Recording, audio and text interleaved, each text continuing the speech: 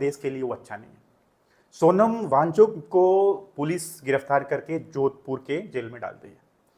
अब ये जो घटना हुई बीते दिन, जो लद्दाख में गतिविधियां हुई भारत और देश के अगेंस्ट में, वो शायद सहनीय नहीं थी।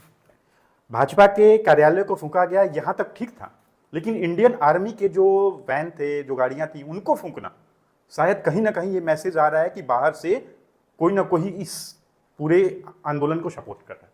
मैं ऐसा क्यों कह रहा हूं? क्योंकि भारत की एक बहुत फेमस एक्टर आमिर खान, उन्होंने 3 इडियट मूवी 2009 में बनाई थी, और उसमें जिनका रोल किया था वो फैंटास्टिक, वो रोल जो था वो बहुत अच्छा था, और जिसके ऊपर वो मूवी बनी थी उस इंसान को भी बहुत अच्छे से उसमें प्रमोट किया गया था। उस रोल में उस मूवी में उनका नाम था फुनसुक वांगडू, आमिर खान का, और वो मूवी जिस पे बनी थी उनका नाम था सोनम वांगचुक। ये इनका जन्म जो है वो होता है लद्दाख में 1966 में। उसके बाद इन्होंने अपने लाइफ में बहुत कुछ किया। वो एक इंजीनियर हैं, एक इनोवेटर हैं, एक समाजसेवी हैं, और आज के दौर में आंदोलनकारी बन चुके हैं। तो जब तक समाजसेवी थे, जब तक देश के हित में बात करते थे, तब तक तो अच्छा था, लेकिन जब वो आंदोलनकारी बन गए, अब ऐसा माना जा रहा है कि उनके कनेक्शन कहीं ना कहीं बाहर के लोगों से है। दैट मीन्स पाकिस्तान से है, बांग्लादेश से है। बांग्लादेश में बीते 2 साल में जो हुआ वो आपको पता है, ऐसे ही नेपाल में जो हुआ वो आपको पता है, और जैसे ही श्रीलंका में जो हुआ वो आपको पता है। तो वही फॉलो कर रहे थे, पैटर्न वही था, वही सब कुछ था इस आंदोलन में। ऐसा पुलिस बता रही है, ऐसा गवर्नमेंट बता रहा है। अब ये कितना सही है, क्या है, ये नहीं मैं बता सकता, लेकिन सोनम के ऊपर अचानक इतना एलिगेशन क्यों आया? ये वही सोनम है जो 5 अगस्त 2019 को भारत में 370 धारा जब कश्मीर से हटी थी और 35A हटा था, तो उस टाइम इंडिया बीजेपी गवर्नमेंट को इन्होंने बधाई दी थी कि बहुत अच्छा आपने काम कर दिया। और उसी दिन जम्मू कश्मीर से लद्दाख अलग हुआ था और यूनियन टेरिटरी बनी थी। एक तरफ लद्दाख बना था, दूसरा तरफ जम्मू कश्मीर बना था, और लद्दाख को उसी टाइम केंद्र शासित प्रदेश घोषित करने के बाद उसके बाद वहां पे एक MP की सीट, मतलब सांसद भवन में एक प्रतिनिधि वहां से इलेक्ट होता है, वो भी भाजपा का है वहां, तो वहां उनको एक ये चीज मिली। लेकिन उसके बाद धीरे धीरे उनकी मांगे बढ़ गई, और उस टाइम भी डील हुआ था कि मेरे को 4 चीजें चाहिए। वो 4 जो मांगे हैं वो बहुत बड़ी मांगे थी, शायद उसको अभी की गवर्नमेंट हजम नहीं कर पाई। पहला, पूर्ण राज्य का दर्जा। पूर्ण राज्य का दर्जा इसलिए क्योंकि उनके 370 धारा हटने के बाद उनके पास बाहर के लोग आते थे, बाहर के लोग आके उनकी जॉब को ले जाते थे, तो बहुत सी चीजें थी। तो पूर्ण राज्य का दर्जा जो था वो मिलने के बाद उनको अपना हक मिलेगा, क्योंकि अभी सौतेला उनके ऊपर हक हो रहा था, क्योंकि केंद्र शासित प्रदेश बस नाम के होते हैं, उनको जो हैंडल करता है, उनको ड्रिवेन जो करता है वो केंद्र सरकार करता है। तो केंद्र सरकार के हिसाब से वो राज्य चल रहा था, अपना उनका कुछ नहीं था। अगर उनको पूर्ण राज्य का दर्जा मिल जाए तो अपना मुख्यमंत्री होगा, अपना सब कुछ होगा। इवन अभी तक वहां विधानसभा का कोई सीट नहीं है, तो आप सोच सकते हो कि वो राज्य के साथ तो जरूर कुछ ना कुछ सौतेला व्यवहार हो रहा था। लेकिन दूसरी जो मांगे थी वो 6ठी अनुसूची में उनको डालना था, वो इनकी मांगे थी। अब 6ठी अनुसूची होता क्या है, अनुसूची होती क्या है? अब ये अनुसूची वो होती है कि जनजाति जिसमें ज्यादा होते हैं, अनुसूचित जनजाति के लोग जहां ज्यादा होते हैं, वहां पे वो राज्य को उस सूची में शामिल किया जाता है। भारत में 4 ऐसे राज्य हैं, त्रिपुरा, असम, मिजोरम और मेघालय। इन 4 राज्यों में अनुसूचित जातियां बहुत हैं। वैसे ही लद्दाख में भी 98% अनुसूचित जाति हैं, जो जंगलों में रहते हैं, जो जंगलों से प्यार करते हैं, जंगल को बचाते हैं, उन चरवाहा होते हैं, तो इस टाइप के लोग होते हैं। तो ये अपनी भाषा को, अपने कल्चर को बचाने के लिए ये मांग कर रहे थे।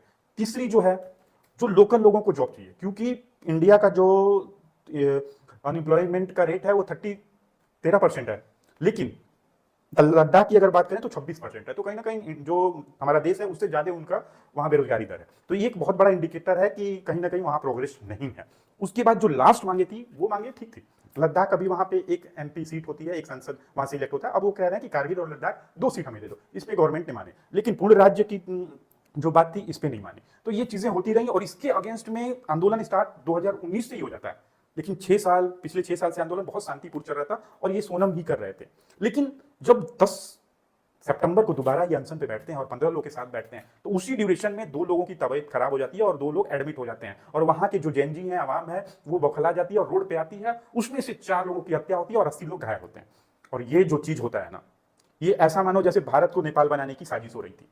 क्यों कह रहा हूं मैं? क्योंकि लद्दाख बहुत सेंसिटिव एरिया है। लद्दाख के दोनों साइड हमारे दुश्मन बैठे हुए हैं। अब मैं ये बात इसलिए कह रहा हूं क्योंकि लद्दाख के एक साइड गिलगिट बल्टिस्तान है, जो पाकिस्तान का हिस्सा है, दूसरा साइड चाइना है। तो चाइना और लद्दाख ऑलरेडी हमारे टॉप पे बैठे हुए, हमारे जो सर है उस पे मुकुट की तरह बैठे हुए हैं, क्योंकि लद्दाख हमारा सर ही है। तीसरी तरफ जो आपको बता दूं कि तिब्बत जो है वो तिब्बत ऑलरेडी अब चाइना अपने हिस्से में ले चुका है, तो तिब्बत पे तो उसने अपना कब्जा जमा लिया है। कहीं ना कहीं लद्दाख को भी फंडिंग कर सकता है चाइना, क्योंकि वहां पे मैं अब बात करूं कि एक तरफ जिधर लद्दाख के ऊपर पाकिस्तान वाला एरिया उधर मुस्लिम बहुल्य एरिया है, और दूसरा जो एरिया है वहां पे बौद्ध है। तो वहां पे 98% हिंदू, सॉरी 98% मुस्लिम और बौद्ध है, बस 2% अदर जातियां। तो अब माना जा सकता है कि पाकिस्तान उधर से मुस्लिम लोगों को फंडिंग कर रहा है और इधर से चाइना बौद्ध लोगों को फंडिंग कर रहा है, और ये एक साजिश उसकी चल सकती है कि भारत में ये गतिविधि बढ़ाएं और कहीं ना कहीं लद्दाख को हम तोड़ लें। तो ये भी एक इंडिकेटर आ रहा है इस आंदोलन के पीछे। अब लोग सोनम को अपना लीडर मान रहे हैं, लेकिन देश उसको अब देशद्रोही मान रहा है। क्यों? क्योंकि उन्होंने देश के लिए तो बहुत अच्छा किया, लेकिन जो ये गतिविधियां अभी रिसेंटली हुई हैं इस पे डाउटफुल हो गए, क्वेश्चन मार्क उन पे आ गया। लेकिन अब सोनम वांगचुक की उपलब्धियां की बात करें तो ये बहुत अच्छे पढ़ाई में थे। इन्होंने बहुत रिस्पेक्टेड कॉलेज से अपनी बीटेक की। उसके बाद इन्होंने देश इंडियन आर्मी के लिए एक शेल्टर बनाया था जो सौर ऊर्जा से बनता है, और उस लद्दाख के साइड में बहुत टेम्परेचर डाउन होता है, तो उस ड्यूरेशन में एक टेम्परेचर कंट्रोल रहेगा, 10 और 5 के बीच में टेम्परेचर रहेगा डिग्री में, क्योंकि -35 और यहाँ तक जाता था। तो ये भी एक उनकी बहुत बड़ी उपलब्धि थी। उन्होंने बर्फ स्कू बनाया था जिसकी वजह से जो वहाँ पानी ग्लेशियर जो पिघल जाते हैं उसकी वजह से वहाँ पानी का जो मात्रा है वो बढ़ जाता है, तो इसको संरक्षित करके गर्मी के टाइम में इसका यूज किया जाएगा, और जो बाढ़ और ऐसे टाइप की चीजें होती हैं वो भी उन्होंने रोकने के लिए ये चीजें भी। और तीसरी बात, वो अभी किसी ईंधन का यूज नहीं करते, वो सोलर का यूज करके अपने सारे रेगुलर एक्टिविटीज करते हैं, वो उनका खाना बनाना या जो भी चीजें, तो इस टाइप के वो इनोवेटिव लोग थे। उनका एक बहुत बड़ा उपलब्धि है SECMOL। अब इसका फुल फॉर्म है student education and cultural movement of Ladakh.